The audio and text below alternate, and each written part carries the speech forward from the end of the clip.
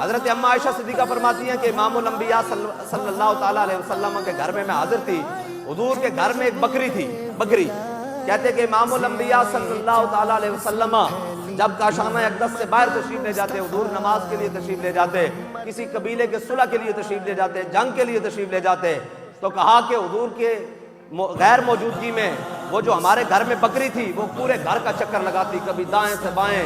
جناب جنوب سے شمال، مشرق سے مغرب، پورے گھر میں اس نے ادھم مچایا ہوتا۔ کہا کہ جب امام الانبیاء صلی اللہ تعالیٰ علیہ وسلم اپنے کاشانہ اقدس میں حاضر، حضور تشریف لے آتے اپنے کاشانہ اقدس میں،